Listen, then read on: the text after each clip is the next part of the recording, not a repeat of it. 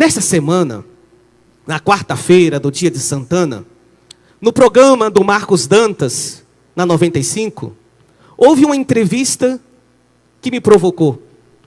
Marcos Dantas entrevistou o professor Wéder dos Santos Filhos sobre sua dissertação de mestrado.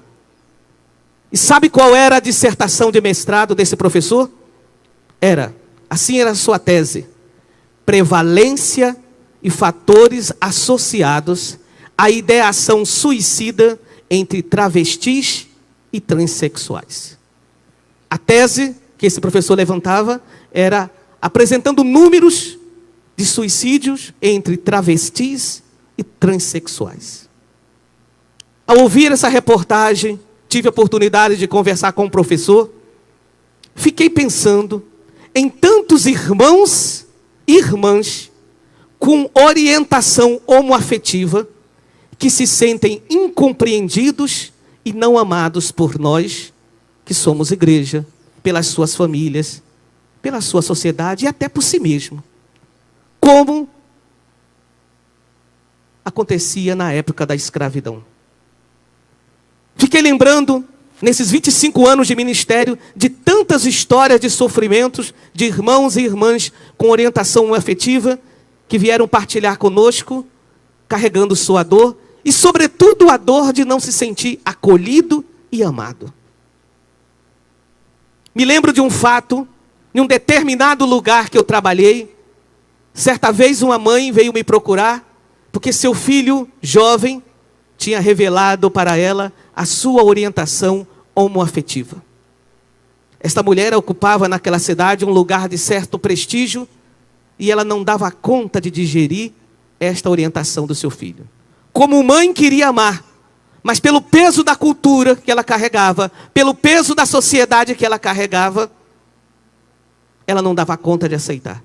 Ela entendia a orientação do seu filho como uma forma de exposição negativa daquela que se sentia num lugar de certo conforto e acolhimento na sociedade. Tentei fazer com esta mãe um caminho, mas não é fácil fazer um caminho quando estamos diante dessas questões. Cheguei a me propor a acompanhar o rapaz que nunca me procurou. Pouco tempo depois, esta mulher teve um câncer. Possivelmente, aquele câncer era a somatização daquilo que ela não conseguia digerir no seu filho. E esse câncer foi capaz de levá-la a óbito. Quando eu fui fazer as exéquias, o filho estava ao meu lado. E o filho sabia dessa conversa, porque com certeza a mãe tinha dito para ele. E a única coisa que aquele filho fez, chorando, olhar para mim, foi dizer: eu sei que eu sou culpado da morte de minha mãe. Eu sei que eu sou culpado da morte de minha mãe. E infelizmente, não era possível naquele momento eu dizer outra coisa para não revelar aquilo que era um direito dele, que eu escutei num outro momento mais privado. Cheguei a dizer: me procure. Ele nunca procurou. Mas fiquei pensando na dor que essa pessoa carrega de levar essa culpabilidade que não tem. A culpa não era da sua orientação. A culpa era da sua mãe de não ter dado conta de vencer os preconceitos. Todos vocês sabem que um tema que para mim me toca muito é o tema do suicídio no nosso Seridó. Por isso, quando eu ouvi essa entrevista, me chamou a atenção. E nós estamos no Seridó, onde o IBGE nos diz que 90% da população se diz católica. Eu não tenho ilusão de imaginar que os 90% são católicos praticantes. Mas significa dizer que de mais de 90% bebe deste caldo da cultura católica. Aqui está a expressão: a festa de Santana. Tem pessoas que nem frequentam as missas dominicais, mas que anualmente estão na festa de Santana por causa desse caldo da cultura católica. E eu pergunto se não é um desafio para nós, num lugar tão bonito como esse, com uma longa tradição, com a cultura tão bonita, mas ao mesmo tempo tão rígida, como carregamos aqui no sertão, se nós não teríamos que dar uma boa notícia para tantos irmãos e irmãs que sofrem como esta mãe sofreu, que sofre como esse filho sofreu, que com certeza estão nos ouvindo e estão no meio de nós, que muitas vezes espera de nós uma palavra, uma boa notícia. O evangelho por excelência é o evangelho da inclusão. O evangelho é porta estreita, sim, é um amor exigente, mas é uma porta sempre aberta. Deus nunca fecha a porta para ninguém.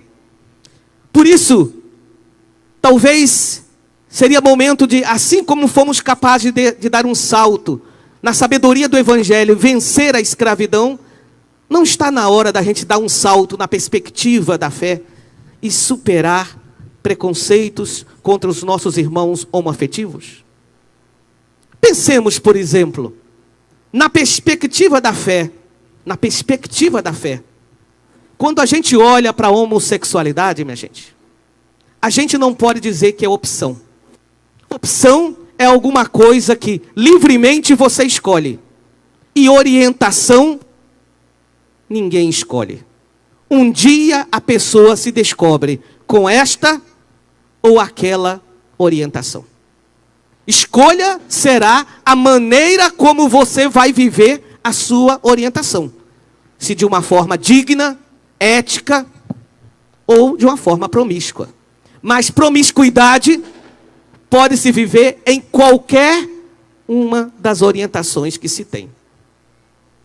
Então, já que não é escolha, já que não é opção, já que a Organização Mundial da Saúde, desde a década de 90, não considera mais como doença, na perspectiva da fé, nós só temos uma resposta. Se não é escolha, se não é doença, na perspectiva da fé, só pode ser um dom. É dado por Deus. Dom é isso, é dado por Deus. Não tem jeito. Se não é escolha, se não é doença, é dom. É dado por Deus. Mas talvez os nossos preconceitos não consigam perceber o dom de Deus. Assim como o preconceito com os negros não se percebia que o negro era gente e dizia que se não tinha alma, o nosso preconceito não permite perceber este dom. O que é um preconceito, gente? Um preconceito é um conceito antes de uma experiência. É um conceito antes da coisa. Como um preconceito cegou a vista de gerações diante da escravidão, como um preconceito cega hoje a Europa frente ao drama dos refugiados. Como muitas vezes o preconceito torna insensível tantas lideranças políticas do nosso país diante da dor dos mais pobres, com as leis, como eu já citei, seja a reforma trabalhista, seja a reforma previdenciária, ou agora há pouco está sendo previsto de ser revista a lei sobre as comunidades quilombolas. Tudo preconceito. Papa Francisco, ele é acusado por alguns na igreja, que querem ser mais romano do que o Papa, de baratear a doutrina católica. Baratear a doutrina católica.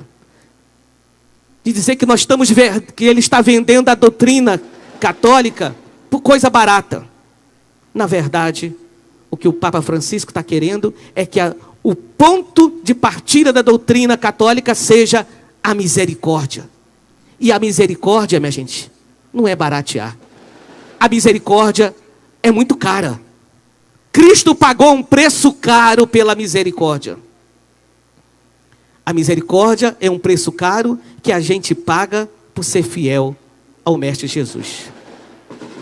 Quando o Papa Francisco esteve a primeira vez aqui no Brasil, na Jornada Mundial da Juventude, em 2013, quando ele voltava para Roma, naquela entrevista que ele sempre concede no avião, a repórter brasileira Ilse Scamparini fez uma pergunta ao Papa a respeito de um escândalo homossexual que tinha acontecido no Vaticano naqueles dias. E dentro da resposta, ele nos dá esta pérola falando dos nossos irmãos homoafetivos. que ele usa a expressão gay. Porque gay na Europa não tem o mesmo sentido para nós. Nós, quando falamos gay, tem uma palavra carregada de preconceito. Na Europa, não. Por isso que aqui no Brasil é melhor chamar homoafetivo. Então, quando ele se refere, está se referindo como se fala na Europa. Ele diz, se uma pessoa é gay e procura o Senhor e tem boa vontade, quem sou eu para julgar?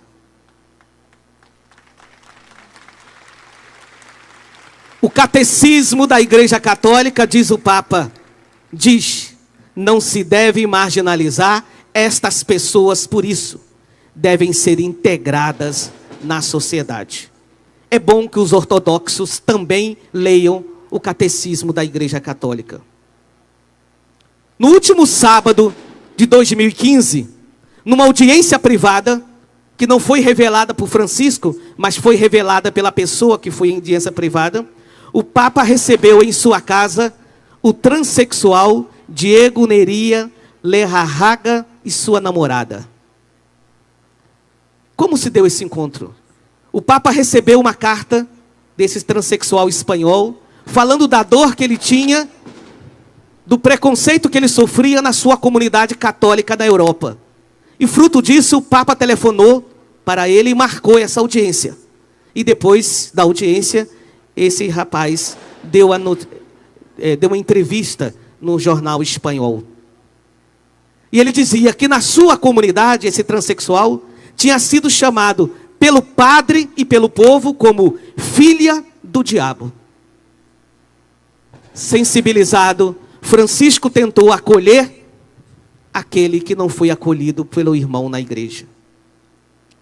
Papa Francisco, no documento Amoris Laetitia, falando sobre o amor na família, ele dedica o capítulo 8º para aquelas situações que ele chama de situações irregulares, falando sobretudo de segunda união. E ele propõe 3 passos. Eu me pergunto se aqueles 3 passos que o Papa Francisco propõe para acompanhar os irmãos em situações irregulares na vida de hoje, também nós não teríamos que dar em relação aos nossos irmãos homoafetivos. Acompanhar, discernir e integrar. Acompanhar, discernir e integrar. Não seria esta a sabedoria salomônica que deveríamos aprender de Jesus? Não é essa a misericórdia que é parte da nossa herança com Deus, como nos fala o Salmo? Não somos todos, independente da nossa orientação, imagem de Cristo? Cristo, quando olha para a gente, Ele não olha para os nossos órgãos genitais, olha para o nosso coração. E quando Ele nos chama pelo coração e nós vamos com tudo, inclusive com as nossas orientações. E somos todos imagem do Senhor. Não é esta a pérola que Santana está nos dando hoje, como nos lembra o Evangelho? A pérola da misericórdia de seu neto, de seu Deus e nosso Deus, do Filho de Maria, do Filho de Deus, nosso irmão. Que Santana nos ensine, como ensinou a Maria, a ter os olhos fixos no transpassado Jesus, e um olhar misericordioso para os transpassados na história. E hoje quero contemplar como um dos transpassados da história, os nossos irmãos e irmãs homoafetivos, que não são acolhidos nem amados por nós. Que Santana nos mostre o caminho para Jesus.